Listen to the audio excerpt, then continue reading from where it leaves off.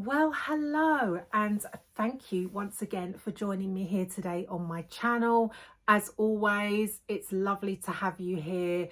Thank you so much for clicking on this video. If you've never been here before, my name is Ange, aka 50 Cents UK, and of course, if you are one of my regulars, thank you so much. It's lovely to see you again. Now, I hope you are all doing super well. As you can tell by the title of this video, I am just going to share with you my top 10 for life perfumes. Now, it's really weird because when I did this video probably about a year ago, I picked 10 perfumes that I truly, utterly loved, and at the time they were my 10 ride or die perfumes.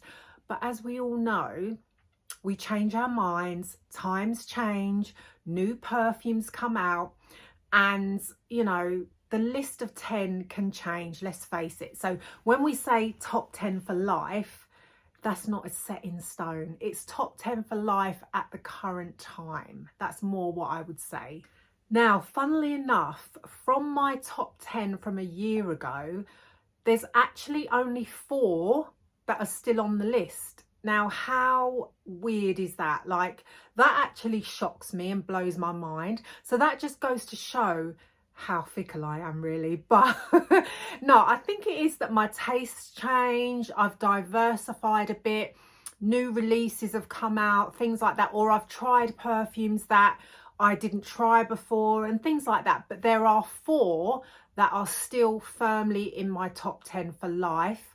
And those are the ones I'm going to show you first. And I think they're going to be really predictable if you've watched my channel before and you're familiar with what I like and stuff like that. I think you're going to know what those 4 perfumes are. So the first one's going to come as absolutely no surprise at all. And it is still my #1 perfume of all time. Nothing can beat it. I'm not going to talk about it very much because I've talked about it endlessly on my channel.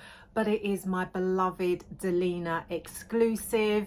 Now, I have sprayed this one already and I love it. I don't think I will ever not love this perfume. If you're not familiar with it, it's a fruity, rose, woody vanilla. That's how I can describe it. It has a bit of a sharp opening with the lychee and the pear and the bergamot. And then you've got that beautiful Turkish rose, the oud, the vanilla.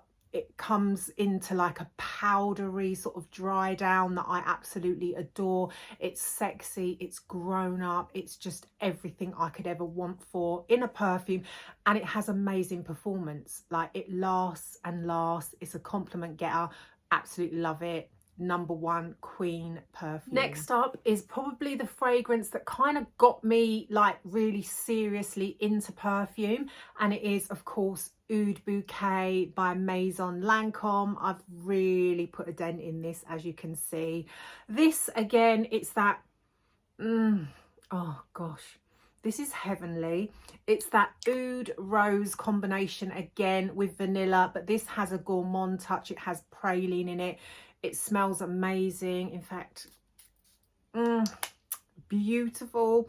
This is so strong. It's beast mode, lasts forever, smells absolute divine. Again, super sexy. Love it, love it, love it. Not going to talk too long about it, as I've spoken about it many a times, but yeah, this is the one that really got me interested in perfumes, got me seriously like looking at niche fragrances as well, and I absolutely love it. I don't think, again, this one will ever come off my top 10. You never know, but I really don't think so. The next one on my top 10 list, again, no surprise, because like I'm literally so predictable. Comment down below if you know what it is. But for those of you who may not, it is my beloved Roses Vanille by Mancera. Again, look at the dent. This is such a divine perfume. Like, I adore it. Like, literally, this takes me to a place that I never want to leave. It smells so good. So again, this is rose.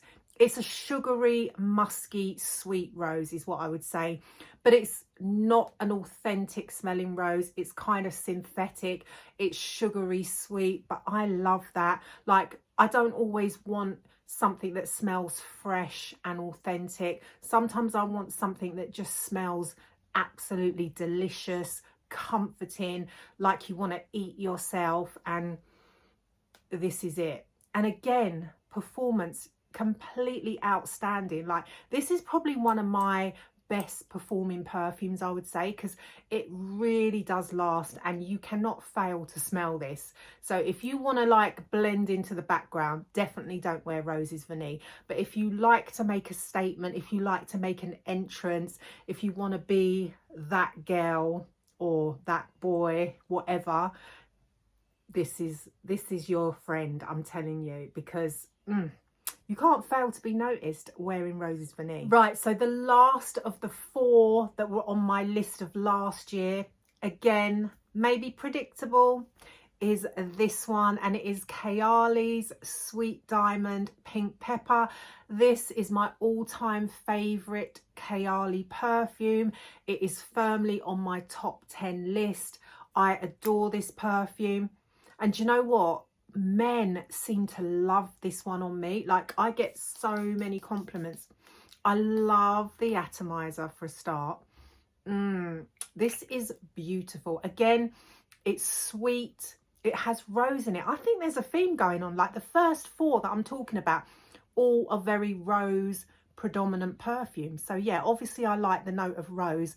I'm not a complete floral lover, as you all know, but I do enjoy rose. This, I think, has other florals in it. I think it has magnolia in it as well. It's slightly spicy. Obviously it's got that pink pepper in it. It's beautiful. It's musky. There's a bit of patchouli in it. I absolutely love this perfume. This is one of the best performers from Kayali as far as I'm concerned. This one, and I think the new one, the sugar, what's it called, Vanilla Royale Sugared Patchouli, that is another one that performs really well, and I do really like that one, but it doesn't top my beloved Sweet Diamond Pink Pepper. So the first new one on my top 10, so number 5, and by the way, these are not in any order. Like, I couldn't pick between these perfumes apart from Delena. That's my top number 1 if I had to say a number 1, but the rest of them, they're all equal to me. They all have a place in my heart, and I simply could not choose between them. But this one, another beauty, is CFiori. Now, unfortunately, discontinued. Don't know why they discontinued it, because it is such a gem. Oh, this reminds me of like cupcakes and sitting on a cloud, sipping a vanilla milkshake, all those kind of nice things with like fairies flying around you. Oh, it smells so light and airy. It is absolutely gorgeous. It has blackcurrant in it. It has vanilla in it.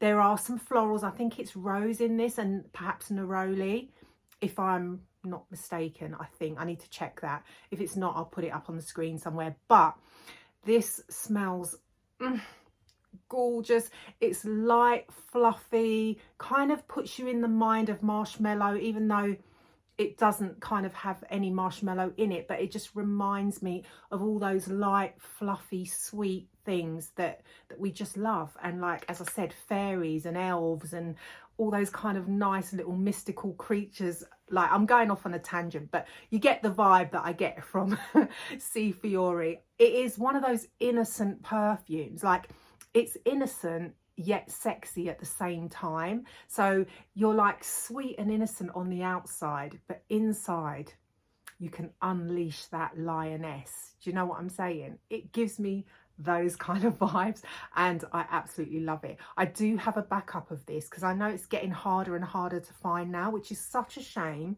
But yeah, once this runs out, obviously it will no longer be in my top 10 because I won't be able to get it anymore. But I do have this one, and I do have another 100ml backup, so that will last me for quite a while. I've only just finished a little 30ml as well that I had in my handbag, so I was really stocked up on CFiori. But yeah, I do absolutely love it, and really a crying shame that this is hard to get now. So the next one in my top 10 for life, I do feel that this one again is a little bit predictable because I have spoken about this at great length on my channel, but I can't help it. Like, I like what I like. In fact, I love what I love. Do you know what I mean? It's genuine love. So obviously I'm going to talk about the ones that I genuinely love because I have to be honest. So it is this one, and it is Coco Vanille by Mancera.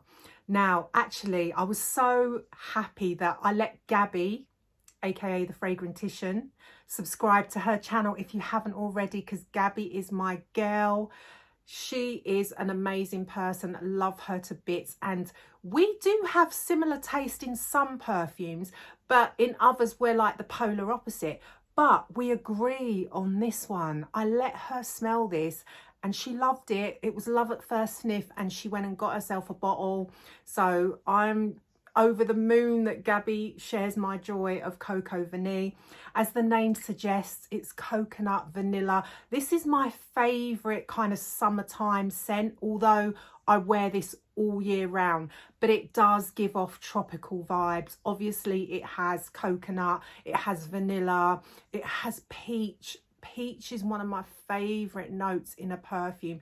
Again, this smells so divine. It's delicious. It has a bit of a freshness to it, although it is very, very sweet. Again, it's tropical with that Fiori flower. It's just everything you want in a summertime scent. Well, everything I want in a summertime scent. Amazing performance, as most Manceras are. I wouldn't say all Manceras, but most Manceras do perform really, really well. This does dry down to a beautiful musky vanilla, but you still get those hints of fruitiness from the peach and the coconut. It's just so yummy. Like, I could rave about this one all day long, and I could probably wear this every single day. If I had to wear a perfume every single day, I would never get sick of this. It's that kind of perfume. It also has a feel-good factor about it. I don't know what it is about it, but when I put it on, it just makes me smile. It just gives me that lift, you know? And who doesn't want that out of a perfume? And the next one is quite a shocker because it's pretty new to my collection. It's so not the type of perfume on paper that I would genuinely fall in love with or even gravitate towards, to be fair, because it's very floral. But it was love at first sniff. I can't deny it. And it is this one, and it is Ellie Saab Le Parfum. I mean, this is the epitome of femininity. It's just a stunning perfume. This would be the perfect bridal scent. Like, it's just so feminine, so classy, so sophisticated. It is absolutely gorgeous. So this is a white floral fragrance. It has orange blossom, it has jasmine, I think there's some rose in the base. It has a gorgeous sweet honey note, which gives it just that right amount of sweetness. So it's not too sweet, but there is sweetness in there. And it's just an all-round gorgeous fragrance. It's very versatile. I would say you could definitely wear this to work. You can wear it in the gym. You can wear it on a date. And as I said, it would make the perfect bridal scent. It's very, very feminine, very womanly, very girly, all of those things. Very sexy as well, but in a delicate way, in a very understated way. I don't think this would offend anyone. I don't think anyone would actually smell it and go, ugh, I hate it. I can't imagine that, because I think it is quite generic in terms of being quite crowd pleasing. But the dry down is so lovely. Like, the burst of florals that you get when you first spray it, it does die down in the dry down, and it's a lot more subtle, and that honey really does come through, and it's just, you're left with a beautiful kind of slightly woody, powdery, floral scent that's just gorgeous. So yeah, that is definitely one of my favorite finds from 2022. I also have about 4 of the flankers, and you know what, I like every single one of them. So shocker, and actually in love with a really floral perfume. I never thought I'd see the day, but hey. So another one that was fairly new to me that I fell in love with straight away and kind of like raced its way into my top 10 is this one, and it is Libre Le Parfum. I mean, I absolutely adore this. I like Libre Intense as well. In fact, I like the original Libre as well, but this one is my favorite from the line. I think because it has more vanilla in it, and I think the lavender in it is not as predominant as it is in the Intense and the original, but I do love those other two as well. But if I had to choose one from the line, it would be this one, as I say, because it has that extra bourbon vanilla in it, and the lavender is slightly more understated than it is in the other two, and I just love it. Like, it smells, this smells expensive. Like, this smells like you got money. I feel like the little bit of zestiness that you get in the opening pairs so well with the orange blossom and the vanilla in this. It's just a divine scent, and it doesn't have the best projection in the world, I will say that, but that doesn't stop me loving it, because I'm not saying it's a poor performer by any means. It still performs moderately, which is fine depending on where you're going to wear your perfume and how long you want it to last for, etc. But the honey and the dry down, the tonka, the vanilla, it's gorgeous. This definitely makes me feel confident. It makes me feel empowered. I like wearing it to work for that reason, especially if I've got to deal with some difficult meetings or something like that. Yeah, it just gives me that little boost. And yeah, I don't think this one will ever let me down. I'm sure it's going to stay firmly on my list, but you know, watch this space. Let's see what happens next year. Don't quote me, that's all I'm saying. So the penultimate one in my top 10 for life is this one, and it is Narciso Rodriguez Musc Noir Rose. Now, I haven't had this one that long either, but, and funnily enough, this wasn't love at first sniff. I liked it a lot at first sniff, but this grew on me so much, and now I literally, like, I could bathe and shower in this stuff. This smells bomb.com.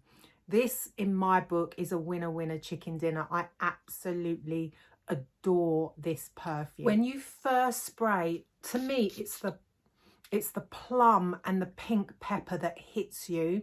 There is that little hint of bergamot, and then you get that gorgeous deep rose, and it's a dark rose. It's not, like, to me, not a really bright rose. It smells like a dark rose, a rose that's probably been standing in water for quite a while, and it's becoming darker and darker and deep and just sexy and sensual. And obviously it has that signature Narciso musk in the base.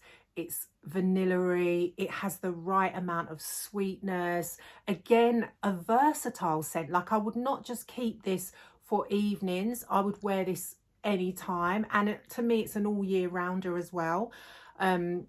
It's just one of those perfumes that has an addictive quality to it. I don't know what it is, but there's something about it. It gives off that air of mystery, and I just love it. It's just a shocker to me, really, because I'm not a fan of Narciso Rodriguez in general.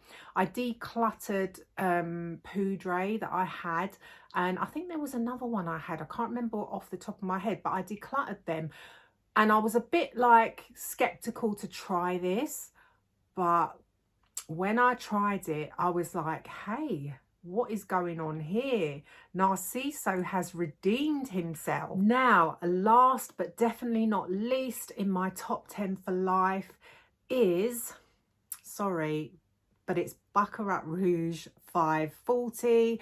I know this gets a kind of like love-hate from the community. You've got the people that adore it, and then you've got the people that absolutely can't abide by it. I am in the love camp. I can't help it. I find this perfume mesmerizing. I find it addictive. I think it is absolutely stunning. To me, although it's recognizable now and a lot of people wear it, I don't care because I enjoy how this smells. To me, this is a light fragrance, but it's light, but it's heavy at the same time, because I don't understand how people say they can't smell this, because to me, this is a beastly perfume. And whenever I wear it, I can smell it on myself all the time. I get tons of compliments on it. People always ask me what it is.